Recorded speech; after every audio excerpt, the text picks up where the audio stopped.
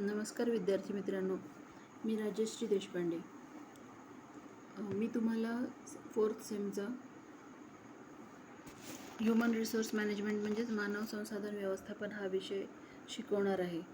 आता हा आपला पहिलाच व्हिडिओ आहे ह्या विषयाचा, मानव संसाधन व्यवस्थापन या विषयाबद्दलचा. तर अर्थातच आपण आपल्या विषयाचा सिलेबस या व्हिडिओमध्ये बघणार आहोत.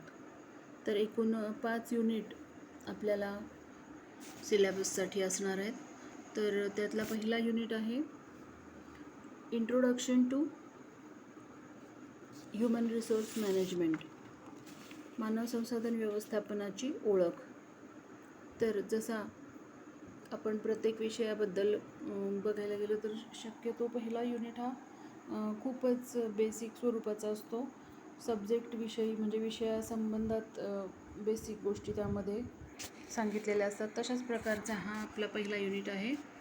तर यामध्ये आपल्याला विषयाची ओळख होते. तर first unit introduction to human resource management, यामध्ये आहे definition, features, objectives and importance of HRM म्हणजेच ह्युमन रिसोर्स मॅनेजमेंट.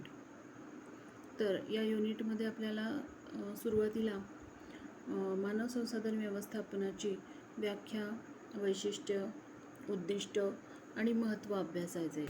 त्यानंतर qualities of good HR managers, good HR manager. तर उत्तम मानव संसाधन व्यवस्थापकाच्या चे गुण आपण त्यानंतर बघणार आहोत.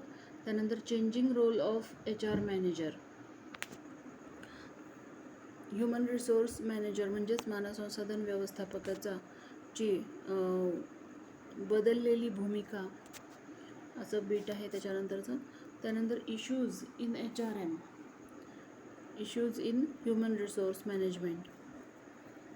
तर कोणकोणते वेगवेगळ्या प्रकारच्या अडचणींना सामोरं जावं लागू शकतं मानव संसाधन व्यवस्थापकाला, त्या संदर्भात हा सब बीट आहे या युनिट 1चा. यामध्ये आहे वर्कफोर्स डायव्हर्सिटी, त्यानंतर VRS म्हणजे व्हॉलेंटरी रिटायरमेंट स्कीम, ऐच्छिक निवृत्ती योजना. त्यानंतर डाऊन सायझिंग म्हणजे कर्मचारी कपात आणि वर्क लाईफ बॅलन्स. अशा प्रकारचे कंटेंट्स आपल्याला युनिट 1मध्ये अभ्यासायचे आहे. त्यानंतर युनिट 2,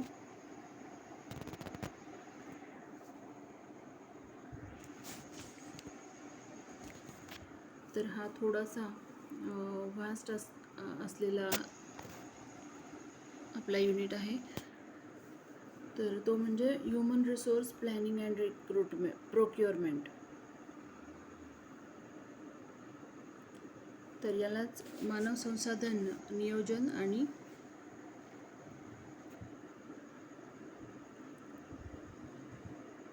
उपलब्धता अशा प्रकारचं आपल्याला टायटल म्हणता येईल. यामध्ये सबबिट्स आहेत HR प्लॅनिंग म्हणजे ह्युमन रिसोर्स प्लॅनिंग, यालाच आपण मानव संसाधन नियोजन असं म्हणतो. तर मानव संसाधन नियोजनाचेच concept, objectives, importance, process, limitations आणि ह्युमन रिसोर्स इन्फॉर्मेशन सिस्टीम एवढे बीट HR प्लॅनिंग म्हणजेच ह्युमन रिसोर्स प्लॅनिंग मानव संसाधन नियोजनाबद्दल दिलेले आहेत. ते म्हणजे त्याची संकल्पना, उद्दिष्ट, महत्त्व, प्रक्रिया, त्याच्या मर्यादा आणि मानव संसाधन माहितीची प्रक्रिया, अशा प्रकारचे गोष्टी आपल्याला मानव संसाधन नियोजनमध्ये अभ्यासायच्या आहेत. त्यानंतर जॉब ॲनालिसिस म्हणजे कार्यविश्लेषण. याच्यामध्ये आहे job description, job specification, concepts and purpose. तर जॉब डिस्क्रिप्शन, जॉब ॲनालिसिस म्हणजे कार्यविश्लेषण. जॉब डिस्क्रिप्शन म्हणजे कार्य विवरण आणि जॉब स्पेसिफिकेशन म्हणजे कार्य विशेषीकरण. तर कार्य विशेषीकरणाचाच ची संकल्पना आणि उद्दिष्ट आपल्याला अभ्यासायची आहेत. त्यानंतरचं बीट आहे रिक्रुटमेंट म्हणजे भरती. कर्मचारी भरती संदर्भात असलेलं हे सबबीट आहे. त्यामध्ये आहे definition, internal and external sources of recruitment, नियुक्ती किंवा भरतीची व्याख्या आणि अंतर्गत आणि बाह्य भरतीचे स्रोत आपल्याला यामध्ये अभ्यासायचे. त्यानंतर आहे सिलेक्शन म्हणजे निवड. त्यामध्ये आपण अभ्यासणार आहोत कन्सेप्ट, प्रोसेस ऑफ सिलेक्शन. तर निवडीमध्ये पण आपण निवडीची संकल्पना आणि निवडीची कार्यपद्धती बघणार आहोत. कर्मचारी निवडीची कार्यपद्धती. त्यानंतर आहे प्लेसमेंट म्हणजे नियुक्ती. तर यामध्ये आहे इंडक्शन अँड रिटेन्शन म्हणजे कार्यपरिचय आपण नियुक्तीमध्ये बघणार आहोत. तर अशा प्रकारे आपला हा दुसरा युनिट आहे. त्यानंतरचा तिसरा युनिट आहे तो म्हणजे ट्रेनिंग अँड डेव्हलपमेंट. तर यामध्ये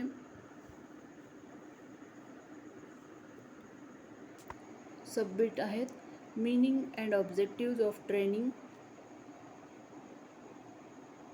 benefits of training to organisation and employees. तर अर्थ आणि उद्दिष्ट बघायचे ट्रेनिंगचे. आणि जसं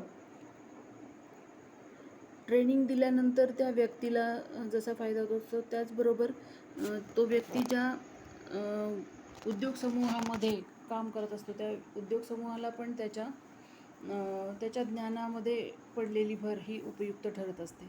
त्याच्यामुळे बेनिफिट्स जे आहेत किंवा फायदे जे आहेत ते एम्प्लॉईला एकट्याला नसता ती पूर्ण संघटनेला सुद्धा ट्रेनिंगचा फायदा कशा पद्धतीने होतो ते आपण या सबबिटमध्ये अभ्यासणार आहोत. Benefits of training to organisation and employees. त्यानंतर need and importance of executive development. तर कर्मचारी विकासाची आवश्यकता आणि महत्त्व आपण याच्यामध्ये अभ्यासणार आहोत. त्यानंतर training and development methods. Training आणि विकासाच्या वेगवेगळ्या पद्धती आपल्याला अभ्यासायच्या. त्याच्यामध्ये आहे ॲप्रेंटिसशिप म्हणजेच शिकाऊ उमेदवारी. त्यानंतर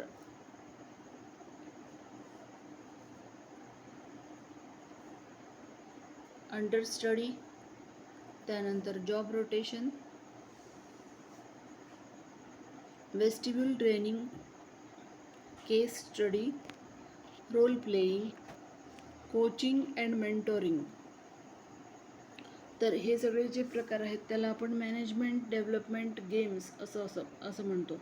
म्हणजे व्यवस्थापन विकासाचे वेगवेगळे प्रकारचे खेळ असल्यासारखा या पद्धती आहेत की ज्यामुळे कर्मचाऱ्यांना ट्रेनिंगच्या सोबत त्यांच्या ज्ञानात पण भर पडते आणि त्यांना विविधता मिळते की कुठल्या प्रकारे त्यांना ट्रेनिंग हवी आहे. त्यामध्ये वेस्टिब्यूल ट्रेनिंग किंवा केस स्टडी आहे, रोल प्लेइंग आहे, अशा वेगवेगळ्या विविध पद्धती वापरून कर्मचाऱ्यांच्या ज्ञानामध्ये भर पाडण्याचा प्रयत्न हा संघटनेकडून केला जात असतो. तर अशा प्रकारे मॅनेजमेंट डेव्हलपमेंट गेम्स आणि ट्रेनिंग प्रोसेस आउटसोर्सिंग. जर ट्रेनिंग देण्यासाठी संघटनेमध्ये तज्ज्ञ व्यक्ती नसतील किंवा अनुभवी व्यक्ती नसतील तर अशा प्रकारची व्यक्ती ही बाहेरून मागून कर्मचाऱ्यांना ट्रेनिंग दिली जाऊ शकते. तर हा युनिट 3 होता. त्यानंतर युनिट 4 चौथा युनिट आहे परफॉर्मन्स अप्रेझल, कार्य मूल्यमापन असं आपण त्याला म्हणतो. तर परफॉर्मन्स अप्रेझल याच्यामध्ये आहे definition, objectives, uses, process of performance appraisal, and methods of performance appraisal, म्हणजे व्याख्या, कार्य मूल्यमापनाची व्याख्या, उद्दिष्ट, त्याचे उपयोग, त्याची पद्धत आणि त्याच्या वेगवेगळे प्रकार आपल्याला कार्यमूल्यमापनाचे या युनिटमध्ये अभ्यासायचे आहेत. आणि शेवटचा युनिट आहे युनिट 5, डिसिप्लिन अँड ग्रीव्हन्स. तर कुठल्याही व्यवसायामध्ये शिस्तीचं महत्त्व काय असू शकतं किंवा कितपत असू शकतं याबद्दल हा शेवटचा युनिट आहे. तो आहे शिस्ती संदर्भात. शिस्त असणं किती आवश्यक आहे संघटनेमध्ये ते आपल्याला यामधून अभ्यासायला मिळणार आहे. त्याचप्रकारे जिथे अनेक व्यक्ती कार्यरत असतात, अनेक व्यक्ती एकत्रित काम करत असतात, तिथे एकमेकांसंदर्भात किंवा एकमेकांच्या कार्यपद्धतीवरून मतभेद असू शकतात. त्यामुळे तक्रार निवारण करणारी यंत्रणासुद्धा संघटनेमध्ये कार्यरत असते. त्याच्यामुळे हा शेवटचा पण सगळ्यात महत्त्वपूर्ण असलेला हा आपला युनिट आहे, डिसिप्लिन अँड ग्रीव्हन्स, म्हणजे शिस्त व तक्रारी.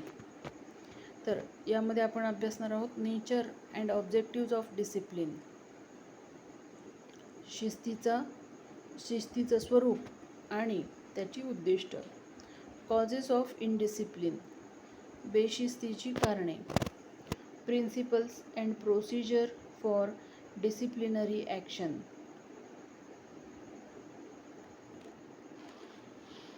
आणि रेड हॉट स्टोव्ह रूल.